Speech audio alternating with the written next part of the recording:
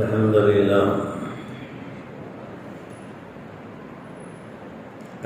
لله نحمده ونستعينه ونستغفره ونؤمن به ونتوكل عليه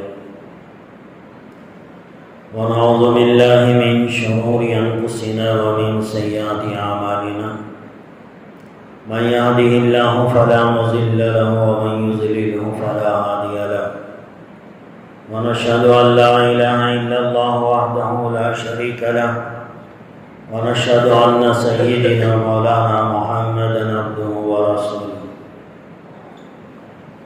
قال الله تبارك وتعالى في القرآن المجيد والفرقان الحميد فأعوذ بالله من الشيطان الرجيم بسم الله الرحمن الرحيم ولا تصير خدك للناس ولا تمش في الأرض مرحا صدق الله العلي العظيم معزز سامعین کرام، محترم بزرگوں، عزیز نوجوان ساتھی، گزشتہ چند جمعہ سے آپ حضرات کے سامنے کچھ انسان کو ہلاک کر دینے والے گناہوں کا تذکرہ ہو رہا ہے، اور ایسے گناہ ہیں جو انسان کے اندر ہی اندر پلتے ہیں۔ ظاہر میں تو یہ گناہ نظر نہیں آتے، لیکن خطرناک اتنے ہوتے ہیں کہ انسان کی ساری آخرت برباد ہو کر رہ جاتی ہے۔ بہت سارے گناہوں کا تذکرہ گزشتہ چند جمعوں سے آپ کے سامنے آ رہا ہے۔ گزشتہ جمعہ میں ایک گناہ کا تذکرہ آپ کے سامنے کیا گیا، وہ گناہ تھا تکبر۔ انسان اپنے اندر گھمنڈ پیدا کرے، تکبر کرے، انسانوں کے سامنے اپنی اکڑ دکھائے۔ یہ کتنا بڑا گناہ ہے اور انسان اس سے کتنا آخرت میں برباد ہونے والا ہے، اس کی کچھ باتیں گزشتہ جمعہ آپ حضرات کے سامنے عرض کی گئی۔ اگر صحیح معنوں میں قرآن اور حدیث کا مطالعہ کریں گے تو ایک بات سمجھ میں آتی ہے کہ اللہ کو ایک چیز دنیا میں بہت پسند ہے، اور ایک چیز اتنی ہی زیادہ نفرت اللہ تبارک و تعالیٰ کو ہے۔ ایک چیز جس سے اللہ تبارک و تعالیٰ محبت کرتے ہیں وہ ایمان کی بہت ویلیو ہے، بڑی قدر ہے۔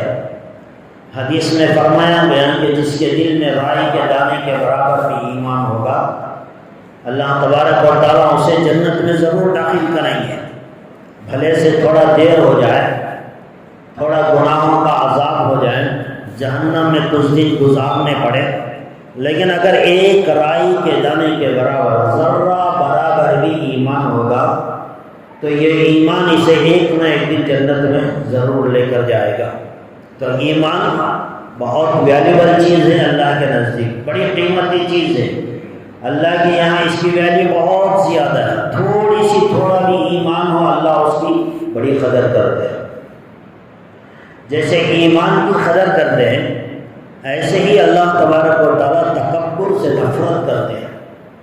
جیسے تھوڑا ایمان والا ایک نہ ایک دن ضرور جنت میں جائے گا، ایسے ہی جس کے دل کے اندر تھوڑا سا بھی تکبر ہوگا، اللہ تبارک و تعالیٰ اسے ضرور جہنم میں ڈالے گا۔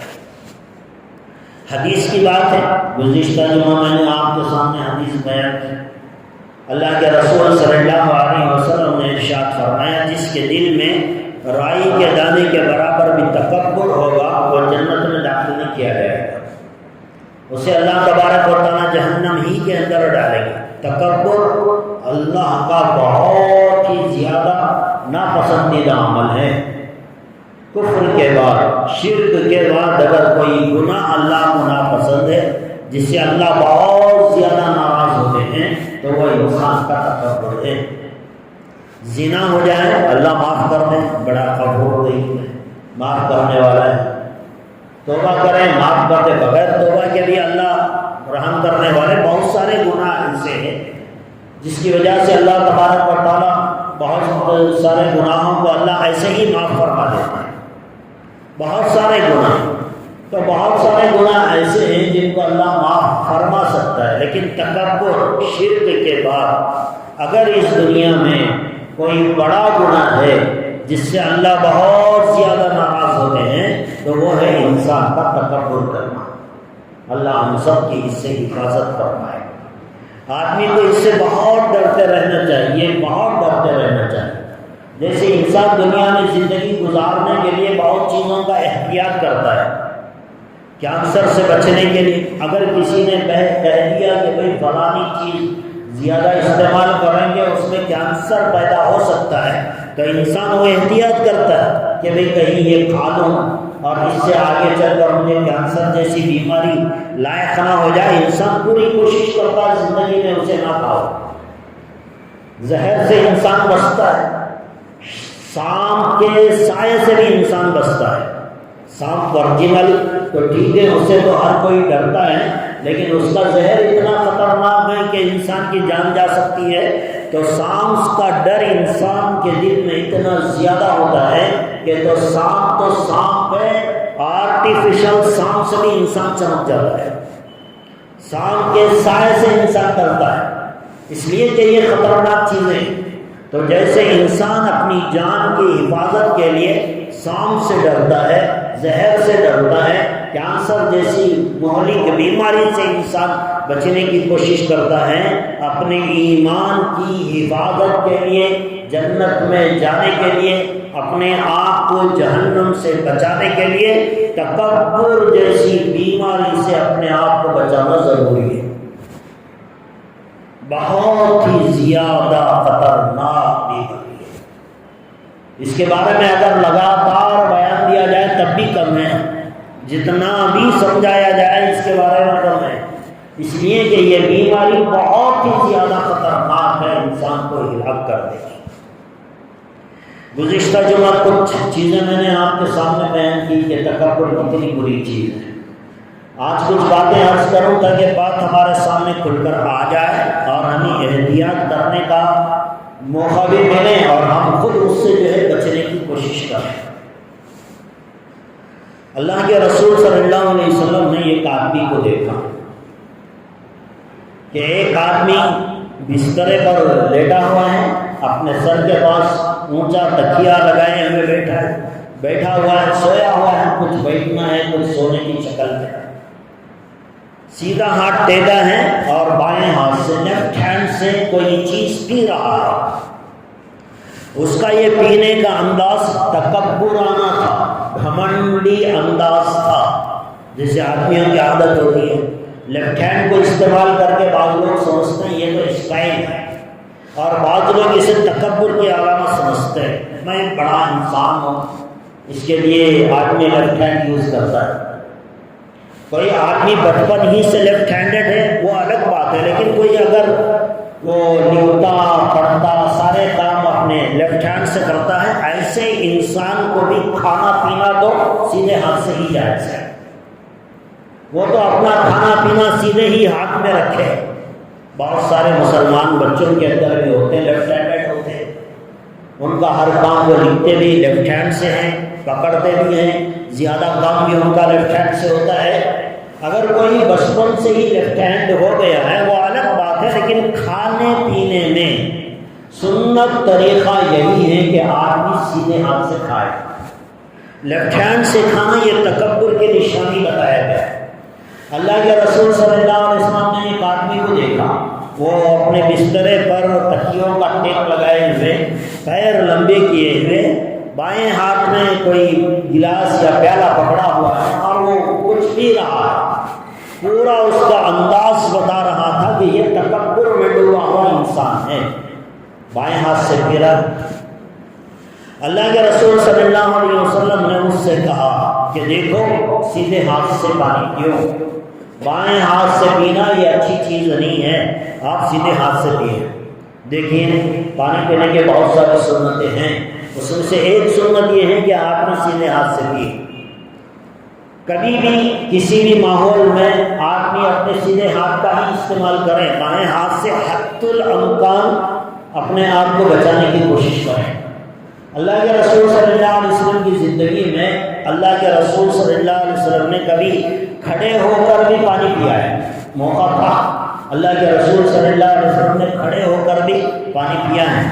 کھڑے ہو کر کبھی پانی پی لینا بری بات نہیں ہے، لیکن سیدھا ہاتھ خالی رکھ کر بائیں ہاتھ سے پانی پینا یہ بہت بری بات ہے۔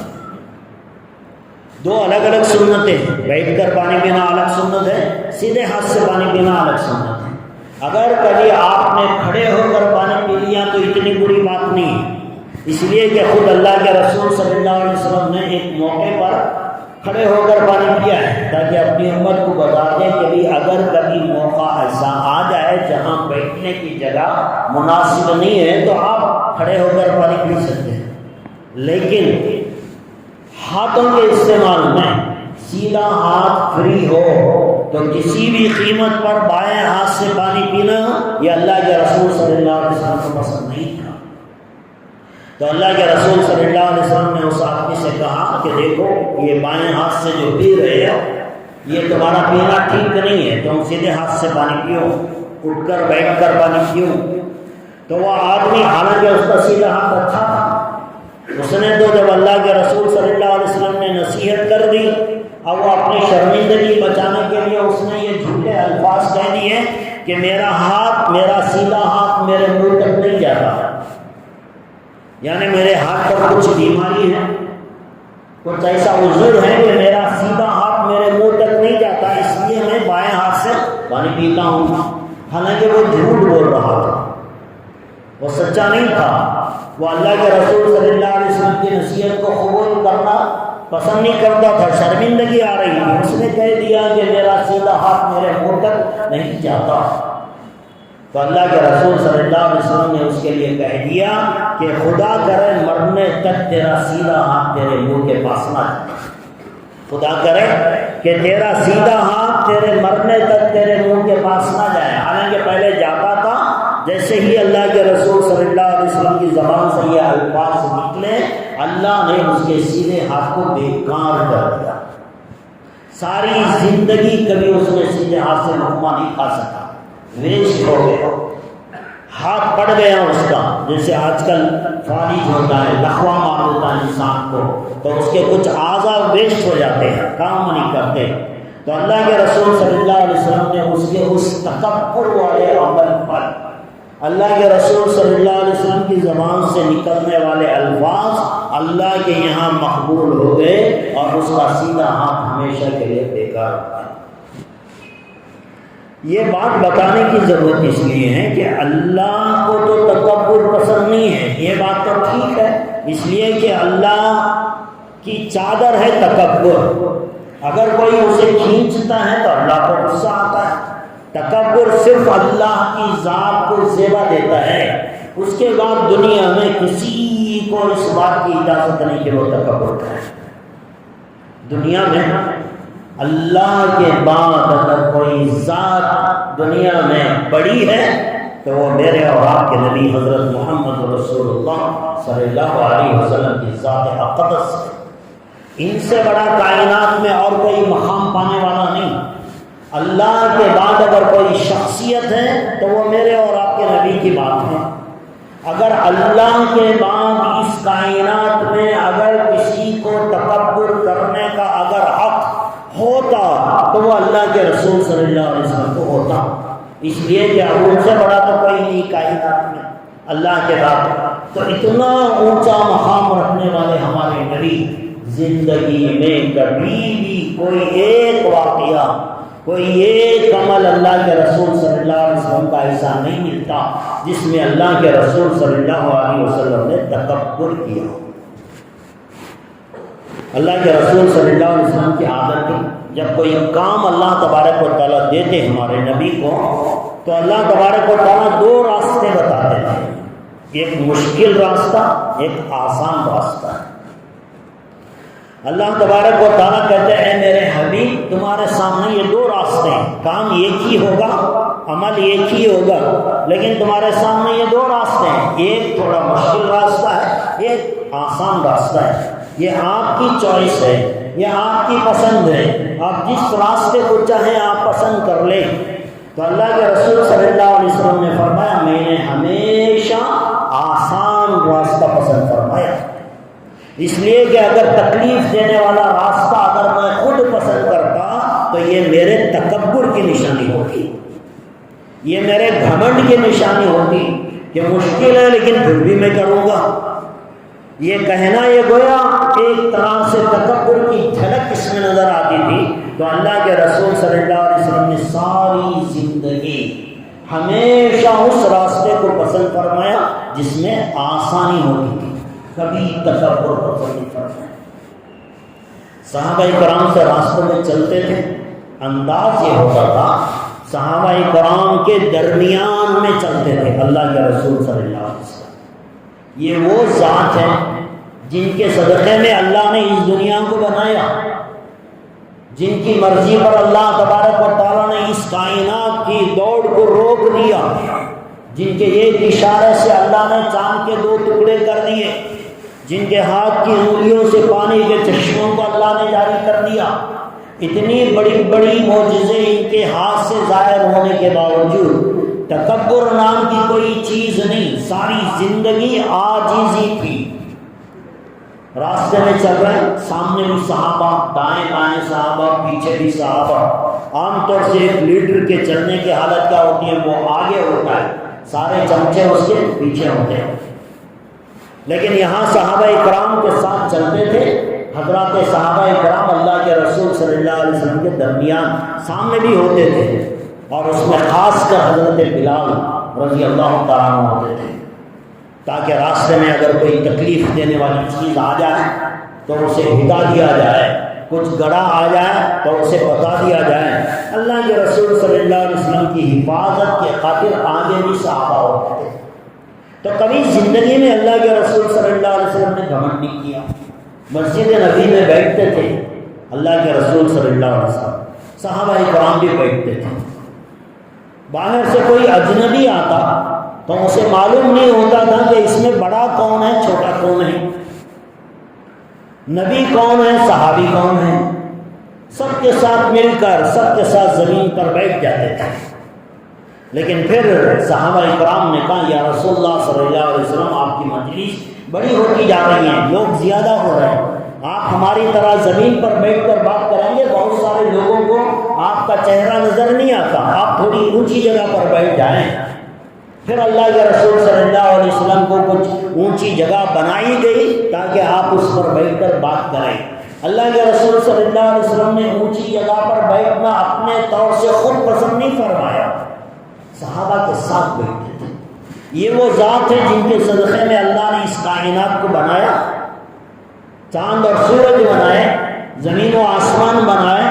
اتنی اونچی شخصیت اللہ کے بعد اگر اس دنیا میں اگر کوئی تکبر کرنے کا حق رکھ سکتے تھے تو وہ میرے اور آپ کے نبی کو ہو سکتا تھا. لیکن میرے نبی کی زندگی یہ بتاتی ہے کہ اتنے بڑے اعزازات کے ساتھ نوازنے کے باوجود کبھی اللہ کے رسول صلی اللہ علیہ وسلم نے تکبر نہیں کیا.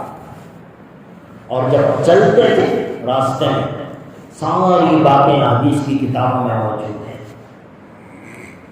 اللہ کے رسول صلی اللہ علیہ وسلم راستے میں چلتے تھے، صحابہ فرماتے چلنے کا انداز کیا تھا، اسٹائل کیا تھا میرے نبی کے چلنے کا.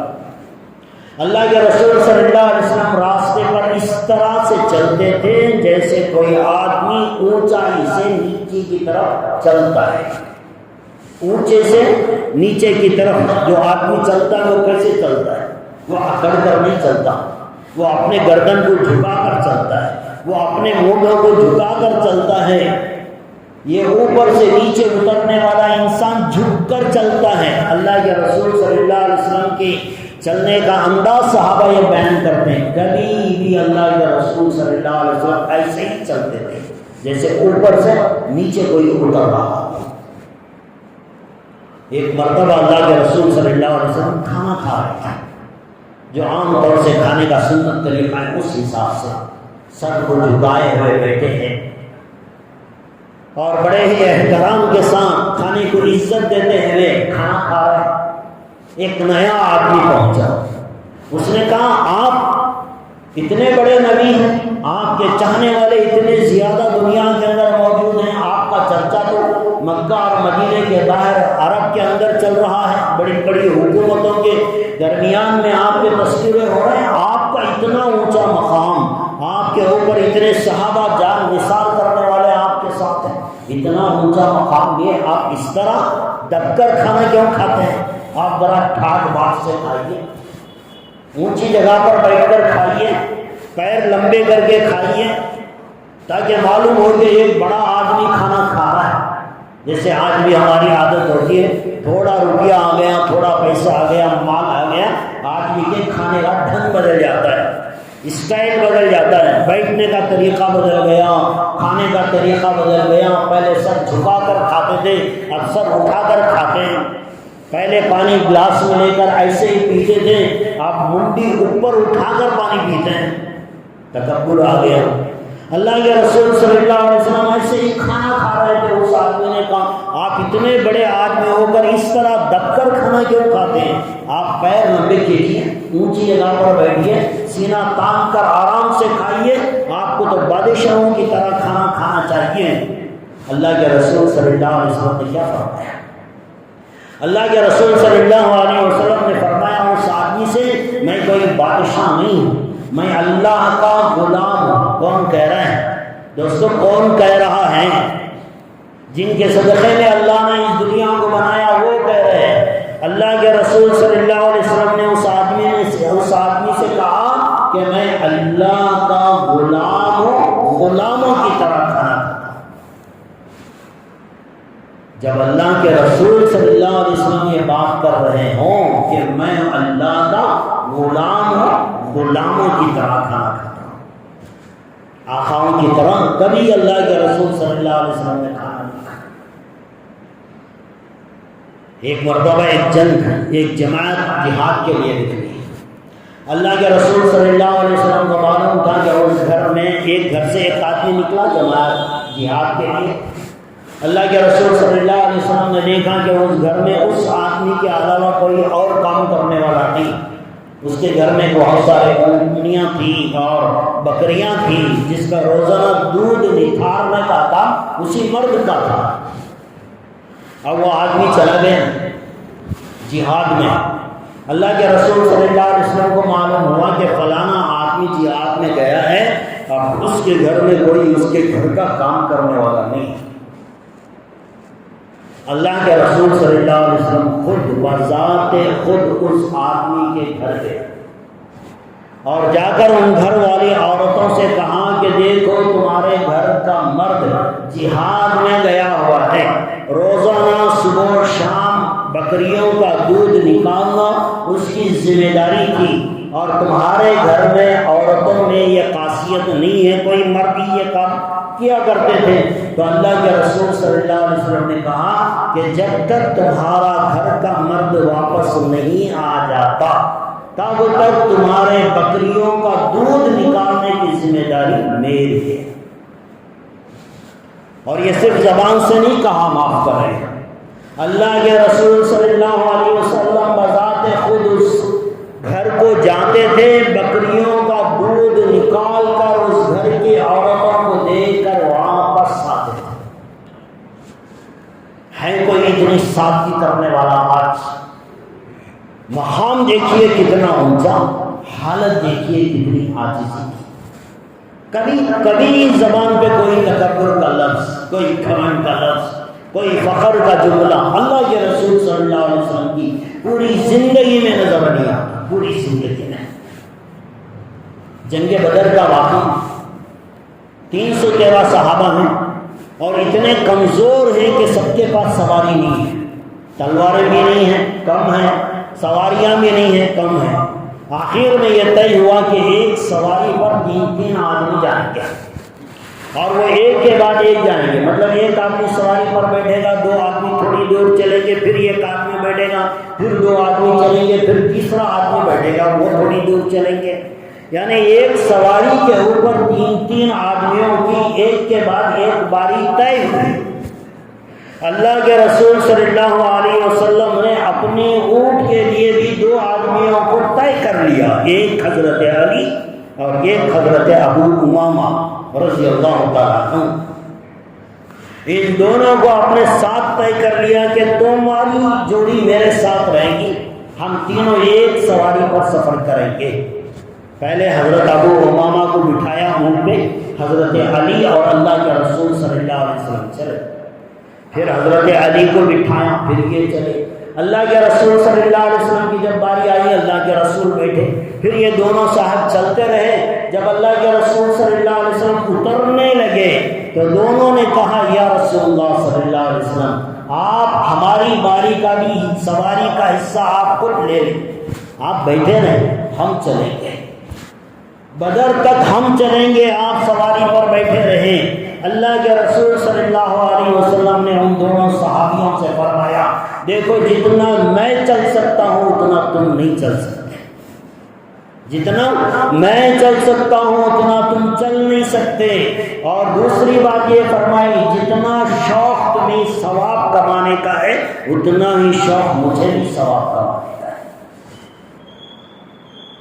کوئی گھمنڈ نہیں۔ اللہ کے رسول صلی اللہ علیہ وسلم نے نیچے اترے، صحابی کو اوپر بٹھایا۔ کوئی ہے اس طرح عاجزی کرنے والا؟ 2 پیسے کیا آ گئے، تھوڑا سا علم کیا آ گیا، تھوڑا سا دیندار کیا بن گئے، اب تو ساری دنیا ہمارے سامنے چونٹیوں کی طرح نظر آتی ہے۔ ہمیں اپنے علم پر گھمنڈ ہے، ہمیں اپنے عمل پر گھمنڈ ہے۔ کسی چیز کا گھمنڈ اللہ کو پسند نہیں آتا۔ عمل کر کے بھی گھمنڈ نہ کریں، علم رکھ کر بھی گھمنڈ نہ کریں، دولت رکھ کر بھی گھمنڈ نہ کریں۔ اللہ کے رسول صلی اللہ علیہ وسلم ایک جماعت کے ساتھ جا رہے ہیں، راستے میں کھانا تیار کرنے کا وقت آ گیا۔ صحابہ کرام اللہ کے رسول صلی اللہ علیہ وسلم کے ساتھ بیٹھے مشورہ کرنے لگے، کام کو ڈیوائڈ کیا کہ تم کیا کرو گے، تم کیا کرو گے، یہ جانور ذبح کرے گا، یہ گوشت بنائے گا، یہ چولہا جلائے گا، یہ فلانا فلانا فلانا کام، سب کے درمیان میں تقسیم ہوا۔ اللہ کے رسول صلی اللہ علیہ وسلم نے فرمایا تم یہ کام کرو، تم یہ کام کرو، تم یہ کام کرو، اور اپنے لیے بھی فرمایا کہ جنگل سے لکڑیاں لانے کی ذمہ داری میری ہے۔ دوستو یہ سب کہنے کے لیے بہت آسان ہے، آج جس پوزیشن پر اللہ نے ہمیں رکھا ہے نا، اس پوزیشن پر ہمارے سے یہ کام نہیں ہوتا۔ اللہ کے رسول صلی اللہ علیہ وسلم کا مقام اور مرتبہ اتنا اونچا ہونے کے باوجود سادگی دیکھیے، عاجزی و انکساری دیکھیے، تکبر گھمنڈ کا کہیں دور دور تک بھی نشان نظر نہیں آتا۔ اتنی سادگی کے ساتھ اللہ کے رسول صلی اللہ علیہ وسلم کی زندگی، خود گئے لکڑیاں چن کر جنگل سے کاٹ کر اللہ کے رسول صلی اللہ علیہ وسلم لے کر آئے، اپنے صحابہ کے ساتھ معمول رہتے تھے۔ کبھی صحابہ کرام کو یہ معلوم ہمیں نہیں دیا کہ میں بڑا ہوں تم میرے چھوٹے، کبھی یہ احساس تک ہمیں نہیں دیا صحابہ کرام رضوان اللہ تعالی علیہ مجمعین کو۔ ایک مرتبہ اللہ کے رسول صلی اللہ علیہ وسلم ظہر یا عصر کی نماز پڑھا رہے تھے۔ اللہ کے رسول صلی اللہ علیہ وسلم کے زندگی میں جتنے واقعات ہوئے وہ سب امت کے لیے ایک سبق تھا، قیامت تک آنے والے مسلمانوں کو تعلیم دینا مقصد تھا۔ اگر اللہ کے رسول صلی اللہ علیہ وسلم کو نماز میں اگر کوئی سہو ہو گیا، یعنی کوئی چیز بھلا دی گئی، تو یہ بھی امت کو سبق دینے کے لیے تھا، ورنہ اللہ کے رسول صلی اللہ علیہ وسلم کا ایک سجدہ قیامت تک آنے والے تمام امتیوں کے سجدے ان کے ایک سجدے کا مقابلہ نہیں کر سکتے۔ ایسی عبادت کرنے کا کبھی کبھی اللہ خود ان کو بھلا دیتا ہے تاکہ امت کو مسئلہ معلوم ہو کہ ایسا ہو جائے تو کیا کریں۔ اللہ کے رسول صلی اللہ علیہ وسلم ظہر یا عصر کی نماز پڑھا رہے تھے، 2 رکعت پڑھا دی، 2 رکعت اللہ نے بھلا دی، نماز ختم ہو گئی۔ پچھلی صف میں امام کے پیچھے ابو بکر ہے، بلال ہے، عمر ہے، سب کو معلوم ہے کہ 2 رکعت پڑھی گئی ہے، لیکن ہمت نہیں ہو رہی تھی کہ اللہ کے رسول صلی اللہ علیہ وسلم کو لقمہ دیں۔ اور جب اللہ کے رسول صلی اللہ علیہ وسلم نے سلام پھیرا، کسی کی بھی ہمت نہیں تھی، حالانکہ اللہ کے رسول خود تو ہمیشہ عاجز بنے رہتے تھے، لیکن اللہ نے اللہ کے رسول صلی اللہ علیہ وسلم کا ایک روب سارے انسانوں پہ ڈال رکھا تھا، سارے انسانوں پہ۔ کوئی بھی نیا آدمی پہلی بار دیکھتا میرے نبی کو تو وہ کھڑے جگہ تھرا جاتا، ایک روب تھا۔ اور خود اللہ کے رسول صلی اللہ علیہ وسلم نے فرمایا 1 مہینے کی مسافت تک، یعنی ایک آدمی 1 مہینہ چلے جتنی دور جا سکتا ہے اتنی مسافت تک اللہ نے میرا روب لوگوں کے دلوں پہ ڈال دیا ہے، نام سنتے ہیں تو ڈرتے ہیں۔ یہ اللہ کی دین ہے، ورنہ کبھی اللہ کے رسول صلی اللہ علیہ وسلم نے اگر نہیں فرمایا روب تھا تو وہی روب تھا جو صحابہ کرام نے لقمہ بھی نہیں دیا، سلام پھیر لیے، پھر بھی کسی نے کچھ نہیں کہا، سب کو دل میں خشخشاہٹ ہے کہ 4 کی جگہ 2 رکعت نماز ہوئی ہے، کیا کریں؟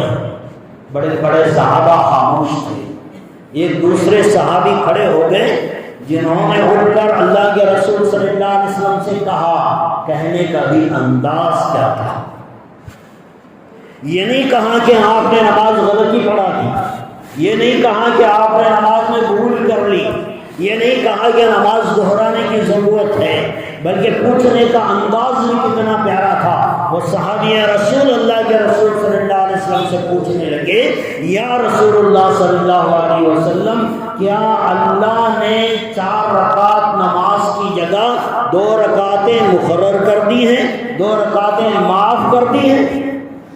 تب جا کر اللہ کے رسول صلی اللہ علیہ وسلم کا احساس ہوا کہ میں نے 2 رکعت پڑھائی ہیں۔ پیچھے پلٹ کر حضرت ابوبکر سے پوچھا، ابوبکر نے کہا ہاں 2 ہی پڑھائی ہے۔ اب ایسا اگر نماز میں غلطی ہو جائے، سہو ہو جائے، سہو سجدہ نہ کیا ہو تو پھر دوبارہ نماز کو لوٹانا پڑے گا۔ یہ مسئلہ امت کو سمجھانے کے لیے یہ ساری چیزیں اللہ تبارک و تعالیٰ بذات خود کرواتے تھے۔ اللہ کے رسول صلی اللہ علیہ وسلم کا اتنا روب، لیکن عاجزی دیکھیے، ایک آدمی آیا اللہ کے رسول صلی اللہ علیہ وسلم سے پہلی ملاقات میں ہر کوئی ڈرتا تھا، بات جب دھیرے دھیرے محبت ہو جاتی اللہ کے رسول صلی اللہ علیہ وسلم سے تو پھر اسے گھر میں بیٹھنے میں سکون نہیں ملتا تھا، وہ پلٹ کر مسجد نبوی کو آتا، اللہ کے رسول صلی اللہ علیہ وسلم کا چہرے انور کو دیکھ کر اس کے دل کو تسلی اور خوشی ملتی تھی۔ لیکن پہلی بار ایک قسم کا روب، ڈر چمکتا تھا انسان۔ تو ایک آدمی آیا اللہ کے رسول صلی اللہ علیہ وسلم کی خدمت میں آیا، پہلا موقع تھا، پہلی بار ملاقات تھی تو اس کے اوپر روب آ گیا، وہ ڈر گیا، کپکپانے لگا، ہاتھ پیر ہلنے لگے، پیشانی پر پسینہ آ گیا، اب وہ تو تھرا رہا، اس کے اوپر خوف طاری ہو گیا۔ لیکن اللہ کے رسول صلی اللہ علیہ وسلم نے کیا فرمایا؟ اس آدمی سے کیا فرمایا؟ اس آدمی سے فرمایا، اے نوجوان ڈرنے کی کوئی ضرورت نہیں، اے نوجوان تجھے ڈرنے کی کوئی ضرورت نہیں، میں کوئی بادشاہ اور ظالم اور جابر بادشاہ نہیں ہوں، میں تجھے اپنی حقیقت بتاتا ہوں کہ میں اس قریشی عورت کا بیٹا ہوں جو سوکھا گوشت آگ میں بھون کر کھایا کرتی تھی۔ اپنی حیثیت بتائی، میں کس کا بیٹا ہوں؟ ایک خاندان قریشی عورت جو سوکھا گوشت پانی میں ڈبو کر پھر اسے جلا کر کھا کر اپنا پیٹ پالا کرتی تھی۔ اپنی پرانی یاد تازہ کر کے لوگوں کو بتائیں کہ میری حیثیت کیا ہے، میرے ماں باپ کیسے زندگی گزارے، لہذا تمہیں میرے سے ڈرنے کی کوئی ضرورت نہیں۔ انسان تو تھوڑا آگے بڑھتا ہے، اپنی پرانی ساری حیثیتیں بلا دیتا ہے۔ انسان کے پاس گاڑی کیا آ گئی، ایک زمانہ سائیکل پہ پھرا کرتا تھا، آج یاد نہیں ہے۔ آج کسی کو سائیکل پہ جاتا ہوا دیکھتا ہے تو حقارت کرتا ہے، حالانکہ اس سے گھٹیا سائیکل پر اس کے کتنے سال گزر گئے، آج اسے یاد نہیں ہے۔ انسان کو اپنی پرانی اوقات نہیں بھولنا چاہیے، ہمیشہ یاد رکھنا چاہیے کہ وہ کھاتا کیسے تھے، گھر کے اندر غریبی کا دور دورہ کیسے گزارا ہے ہم نے۔ آج جب اللہ نے مال دیا ہے تو اکڑ کرو گے، یہ اللہ کو بالکل بھی پسند نہیں آتا۔ تو اللہ کے رسول صلی اللہ علیہ وسلم کو حق تھا کہ اللہ کے بعد اس کائنات میں اگر تکبر کرنے کا اگر کسی کو حق تھا تو وہ میرے نبی کو تھا، لیکن میرے نبی نے ساری زندگی میں کہیں بھی کسی بھی موقع پر تکبر کا ایک چھوٹا سا شائبہ تک نہیں چھوڑا۔ ایک چھوٹی مثال، آپ نہیں دے سکتے کہ اللہ کے رسول نے یہاں تکبر کا جملہ بولا ہے۔ عمل کرنا تو دور کی بات، زبان سے تکبر کا جملہ ایک پوری زندگی 63 سالہ زندگی میں ایک مرتبہ گھمنڈ کا جملہ اللہ کے رسول صلی اللہ علیہ وسلم کی زبان سے نہیں نکلا۔ یہ تھی زندگی ہمارے نبی کی، جو مقام اللہ نے ان کو دیا، ہماری تو حیثیت ہی کیا ہے؟ ہم تو ان کے صحابہ کے پاؤں کی دھول بھی نہیں ہے۔ یہ ہماری حیثیت ہے۔ آج دنیا میں تو ہم اکڑ کر پھر رہے ہیں، پتہ نہیں مرنے کے بعد ہمارا حشر کن لوگوں میں ہونے والا ہے۔ اللہ تبارک و تعالیٰ تکبر کرنے والے کو بالکل پسند نہیں فرماتے۔ ان اللہ لا یحب کل مختال فخور، اللہ کہتے ہیں فخر کرنے والے کو اللہ کبھی پسند نہیں فرماتے۔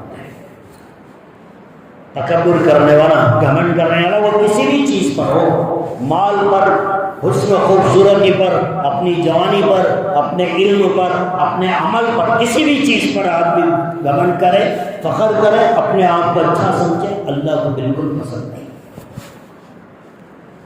ایک بزرگ تھے، اپنے ساتھ اپنے جوان بیٹے کو لے کر نکلے سفر پر۔ راستے میں ایک مہمان خانہ ہوتے تھے، راستے میں آج کی طرح وہ لارج نہیں ہوتے تھے، سرائے ہوتے تھے، مہمان خانے ہوتے تھے۔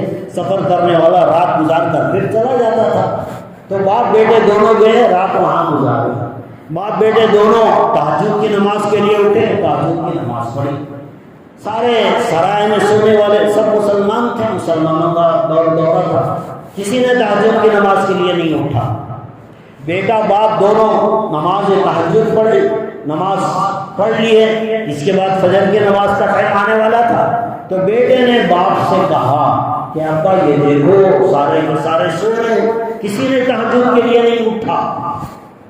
تو باپ نے کہا بیٹا تیرا یہ جملہ زبان سے نکالنے سے بہتر تھا کہ تو بھی تہجد کو نہ اٹھتا، سویا رہتا تو تیرے لیے ہی بہتر تھا۔ تو نے تہجد پڑھ کر تہجد نہ پڑھنے والوں کو حقارت کی نگاہ سے دیکھا، یہ تیرے تہجد کا ثواب پانی میں گر گیا، الٹا تیرے نام اعمال میں تکبر کا گناہ لکھا گیا۔ تو تہجد کو اٹھنے کے بجائے سویا رہتا، یہ تیرے لیے بہتر تھا۔ عمل پر اکڑنے والوں کہ میں اچھا، میں بڑا دیندار، میں بڑا پرہیزگار، اپنے عمل پر اترانے والے کا انجام بھی اللہ کے یہاں بہت برا ہوتا ہے، بہت برا ہوتا ہے۔ عاجزی سکھائے۔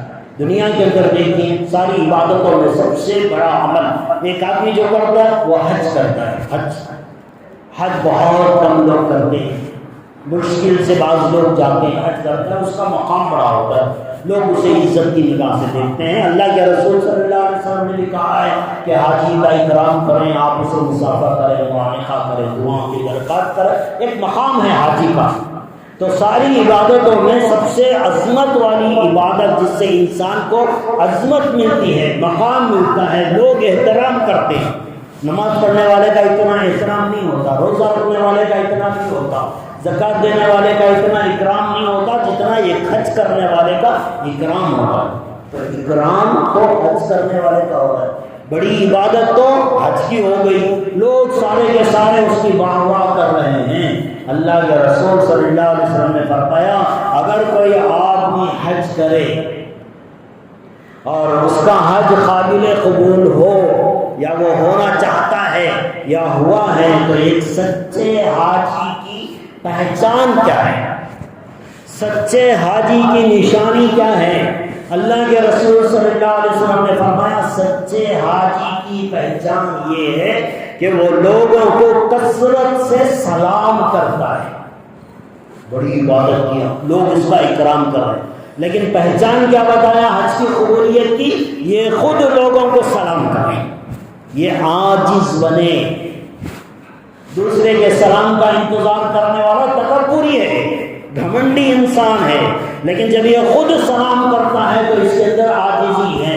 اتنی بڑی عبادت جس میں اکرام کرنا سکھایا گیا، ایسا انسان جب تک چھوٹا نہیں بنے گا، عاجز نہیں بنے گا، چھوٹے آدمیوں کو جنہوں نے کبھی زندگی میں حج نہیں کیا، ایسے لوگوں کو بھی سلام کر رہا ہے، تو ایسے عاجز بندے کا حج اللہ قبول کرواتے ہیں۔ کہیں بھی اللہ نے تکبر کی چانس نہیں چھوڑی، ہر جگہ تکبر کی جڑیں کاٹ کر رکھی ہے کہ کسی معاملے پر تکبر نہ کریں۔ خوبصورتی ہے، مال ہے، علم ہے، عمل ہے، جتنی چیزوں پر انسان تکبر کر سکتا ہے ان ساری چیزوں کی جڑیں کاٹ دی، عاجز بنو۔ اللہ کے رسول صلی اللہ علیہ وسلم نے ارشاد فرمایا، من توضأ للہ رفع اللہ، جو آدمی جھکتا ہے اللہ اسے اونچائی پر پہنچاتے ہیں، اور جو آدمی اکڑتا ہے اسے ذلیل کرتے ہیں۔ یہ اللہ کا تجربہ ہے، یہ اللہ کا نظام ہے کہ جو آدمی جھکتا ہے، اپنے آپ کو چھوٹا بنانے کی کوشش کرتا ہے، اللہ اسے بڑا بناتے ہیں۔ یہ عزتیں اللہ اپنی طرف سے دیتے ہیں، کوئی آدمی اپنی طرف سے حاصل نہیں کر سکتا۔ تو جو آدمی جھکتا ہے اللہ اسے اٹھاتے ہیں، جس کے اندر کچھ ہوتا ہے نا وہ ہمیشہ جھکا رہتا ہے۔ آپ دیکھیں بڑے بڑے درختوں کے اندر جس ٹہنی کے اندر پھل ہوتے ہیں وہ ٹہنی جھکی رہتی ہے، جس کے اندر کچھ نہیں ہوتا وہ کھڑی رہتی ہے۔ تو جس کے اندر جو ہوتا ہے اسے جھکنا چاہیے۔ تو جس کے اندر بھی اللہ تبارک و تعالیٰ نے کوئی خوبی دی ہے اس کے لیے ضروری ہے کہ وہ جھک کر چلے دنیا میں، تبھی اللہ تبارک و تعالیٰ اس کے مقام اور مرتبے کو اونچا کرتے ہیں، دنیا میں بھی عزت دلواتے ہیں، آخرت میں بھی عزت دلواتے ہیں۔ اللہ کے رسول صلی اللہ علیہ وسلم کے بعد اس پوری انسانیت میں اگر کوئی انسان افضل ترین ہے، سب سے اونچا مقام رکھنے والا انسان کون ہے؟ حضرت ابوبکر صدیق رضی اللہ عنہ۔ اللہ کو حق تھا، ہے اور ہمیشہ رہے گا کہ وہ تکبر کرے۔ اس کے بعد اگر کسی کو حق ہے تو وہ اللہ کے رسول صلی اللہ علیہ وسلم کا تھا، انہوں نے کبھی زندگی میں تکبر نہیں کیا۔ پھر نبیوں کے بعد ساری دنیا کے انسانوں میں، سارے انسانوں میں سب سے اونچا مقام حضرت ابوبکر صدیق رضی اللہ تعالیٰ عنہ۔ جس دن خلیفہ بنائے گئے حضرت ابوبکر صدیق رضی اللہ تعالیٰ عنہ، ایک گھر تھا جس کے اندر حضرت ابوبکر صدیق رضی اللہ تعالیٰ عنہ جاتے تھے، ان گھر میں کوئی مرد نہیں تھا، ان کی بکریوں کا دودھ نکال کر دیتے تھے، یہ ان کی ذمہ داری تھا۔ حالانکہ بڑی خدمت تھی حضرت ابوبکر کی، لوگوں کی خدمت کیا کرتے تھے، گھروں کو جا کر ان کے سودا سلف لا کر دیتے تھے۔ تو ایک گھر تھا جس کی بکریوں کا دودھ دھونے کی ذمہ داری حضرت ابوبکر صدیق کی تھی۔ لیکن جس دن خلیفہ بنائے گئے، مسلمانوں کا بادشاہ ڈکلیئر کر دیا گیا، امیر المومنین ہو گئے، خلافت کی کرسی پر حضرت ابوبکر صدیق کو بٹھا دیا گیا۔ اب وہ گھر والے سوچنے لگے کہ آج تک تو ابوبکر آتے تھے، ہمارے بکریوں کا دودھ نکھارتے تھے، اب تو وہ خلیفہ بن گئے، بادشاہ بن گئے، امیر بن گئے مسلمانوں کے، اب کل سے تو کوئی دوسرے آدمی کو ہمیں تلاش کرنا پڑے گا۔ قسم خدا کی، جب خلافت کی پہلے رات گزری ہے، دوسرے دن صبح ہوئی ہے، ان کے گھر پہ دستک ہوتا ہے، ایک بچی آ کر دروازہ کھولتی ہے، بچی کو معلوم نہیں کہ یہ آنے والا کون ہے۔ اب وہ بچی جب دروازہ کھولتی ہے تو اندر سے عورتیں پوچھتی ہیں کہ کون آیا ہے، دستک کس نے دی ہے؟ تو وہ بچی کہتی ہے روزانہ جو بکریوں کا دودھ دھونے والا آتا تھا، نتھارنے والا آتا تھا، امی جان بکریوں کا دودھ نتھارنے والا آیا ہے۔ یہ ہے مسلمانوں کا بادشاہ، یہ ہے مسلمانوں کے خلافت۔ پہلی رات کا خلیفہ ہے، دوسرے دن صبح وہی کام کیا جو زندگی بھر کرتا رہا۔ عہدہ ملنے پر اکڑا نہیں، پیسے آنے پر، کرسی مل جانے کے اوپر اپنی پہچان نہیں بدلی۔ حضرت ابوبکر صدیق رضی اللہ تعالیٰ دوسرے دن خلیفہ میں دوسرے دن جا کر ان غریب خاندان کے بکریوں کا دودھ نکال کر ان کو دیا ہے۔ یہ تھے صحابہ، یہ ہے سارے انسانوں میں افضل ترین انسان، نبیوں کے بعد جس کا مقام سب سے زیادہ پہنچا ہے وہ یہ ابو بکر صدیق ہے۔ دکھا دیں ان کی زندگی میں کبھی کوئی گھمنڈ، کوئی راستہ آیا۔ اس کے بعد حضرت عمر کا زمانہ، حضرت عمر کے فضائل تو کیا کہنے۔ اللہ کے رسول صلی اللہ علیہ وسلم نے کہا تھا میرے بعد دنیا میں کوئی نبی نہیں، نبیوں کا راستہ بند کر دیا اللہ نے، اگر میرے بعد کوئی نبی ہوتا تو وہ عمر ہوتے، میرے بعد کوئی نبی ہوتا تو وہ عمر ہوتے۔ ابو بکر کے بعد سارے انسانوں میں، قیامت تک آنے والے انسانوں میں اگر کوئی افضل ترین انسان ہے تو وہ حضرت عمر ہے۔ اب ان کا زندگی کا طرز عمل دیکھیے کیا ہے۔ حضرت عمر رضی اللہ تعالیٰ عنہ صدقے کے اونٹ اپنے طور سے چرایا کرتے تھے۔ کہیں چلے گئے، جھاڑ کے نیچے ایک پتھر یا اینٹ یا مٹی کا ڈھیلا رکھ کر اپنے سرہانے سو جایا کرتے تھے۔ یہ وہ امیر المومنین ہے جس کے نام سے دنیا کانپتی تھی، دنیا تھراتی تھی، بڑی بڑی حکومتیں کے اندر لرزہ پیدا ہو جاتا تھا، لیکن سادگی دیکھیے، تکبر کا نام کہاں ہے، اکڑ کہاں ہے، گھمنڈ کہاں ہے، اتنا سب کچھ ملنے کے باوجود وہی سادگی۔ جمعہ کا خطبہ دینے کے لیے آئے ہیں، کپڑوں پر پیون لگے ہوئے ہیں، کوئی گھمنڈ نہیں، کوئی تکبر نہیں، پہلے جیسے زندگی تھی، عہدہ ملنے کے بعد بھی وہی زندگی۔ وہ جانتے تھے کہ تکبر صرف اللہ کی ذات کے لیے، یہ انسانوں کے لیے نہیں۔ ایک مرتبہ کسی نے حضرت عمر سے کہہ دیا امیر المومنین آپ کی شان کتنی اونچی ہے، آپ کا مقام کتنا بڑا ہے۔ ابو بکر صدیق کے زمانے میں تو دین اتنا نہیں پھیلا، آپ کے زمانے میں تو آدھی دنیا کے قریب دین پھیل گیا، اسلام کے جھنڈے گاڑ دیے۔ ابو بکر کی زندگی میں تو دین اتنا نہیں پھیلا جتنا آپ کی زندگی میں پھیلا۔ وہ کچھ اس انداز سے بات کرنے لگا جیسے وہ بتا رہا تھا کہ ابو بکر سے آپ افضل ہیں، اس لیے کہ ابو بکر کی زندگی میں تو دین اتنا نہیں پھیلا۔ آپ کے کیا کہنے، آپ کا نظام کتنا اچھا، آپ کا بیت المال کتنا بہترین، آپ کا دورہ کتنا اچھا ہے، اسلام کے جھنڈے کہاں کہاں تک پہنچ گئے۔ وہ کہہ رہا تھا کہ آپ حضرت ابو بکر سے بہتر ہیں، ہمارے جیسا کوئی ہوتا تو مونچھیاں پھراتا، سینہ اور چوڑا ہو جاتا اور ہم خوش ہونے لگتے ہیں کہ ہمارا مقام کتنا اونچا ہو گیا۔ حضرت عمر اس آدمی سے کہنے لگے بے وقوف، اپنی زبان کو کنٹرول میں رکھ، تو میرا مقابلہ ابو بکر کے ساتھ کر رہا ہے، کان کھول کے سن لے، میری ساری زندگی کی عبادتیں ابو بکر کی 2 راتوں کا مقابلہ نہیں کر سکتی۔ ابو بکر کی 2 راتیں، میری ساری زندگی، میری ساری خلافت، میرے سارے کارنامے ابو بکر کی 2 راتوں کا مقابلہ نہیں کر سکتے۔ ابو بکر کہاں، میں کہاں۔ وہ 2 راتیں بتائیں، ایک جب ہجرت کا موقع تھا، غار ثور میں اللہ کے رسول صلی اللہ علیہ وسلم ابو بکر کے گود میں سر رکھ کر سوئے تھے، اپنے کھاندے پر اٹھا کر پہاڑوں پہ چڑھائے حضرت ابو بکر نے اپنے نبی کو۔ یہ وہ رات ہے جس کا مقابلہ ساری عمر کی زندگی کی عبادتیں بیکار ہو جائیں گی، اور یہ وہ رات ہے جب امت ڈگمگا رہی تھی، اللہ کے رسول صلی اللہ علیہ وسلم کا وصال ہوا تھا، دنیا سے پردہ فرمائے تھے، ساری امت انتشار میں تھی۔ اگر اس موقع پر ابو بکر امت کو نہ سنبھالتے تو امت دھیرے دھار کی ہو جاتی۔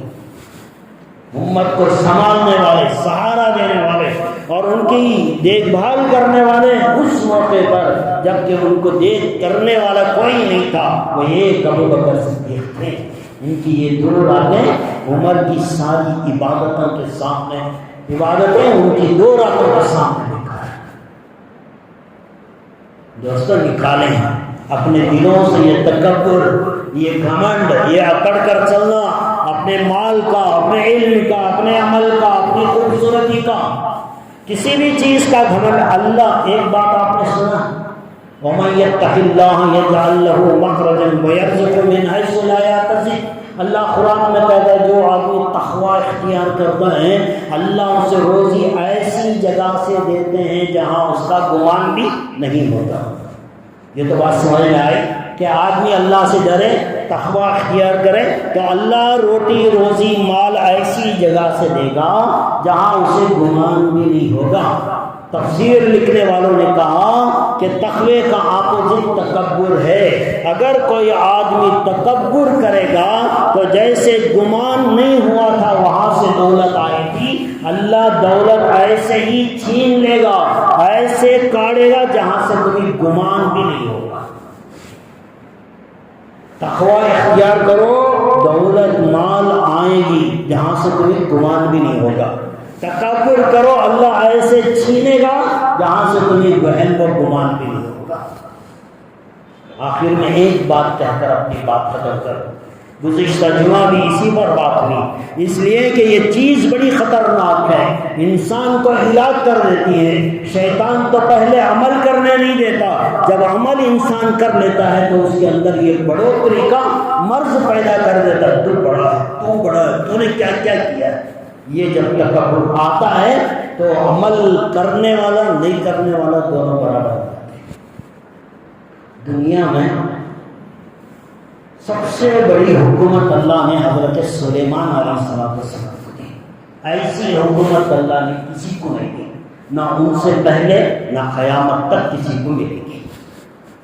ایسی حکومت، جنات ان کے تابع، ہوا ان کے تابع، پانی ان کے تابع، چرند پرند ان کے تابع، جنگل کے جانور ان کے تابع، ہر کوئی ان کی بات سنتا تھا۔ ایسی حکومت دنیا جب سے بنی آج تک اور قیامت تک کسی انسان کو ایسی حکومت اللہ نے کبھی نہیں دی جو حضرت سلیمان علیہ السلام تھی۔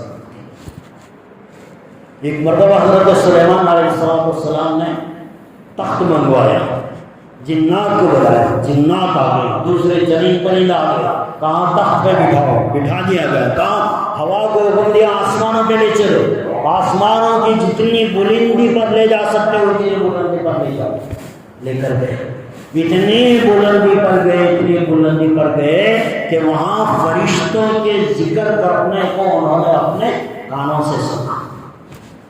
اتنی اونچائی پہ حضرت سلیمان کا تخت پہنچا ہے، کوئی ہوائی جہاز بھی نہیں جا سکتا۔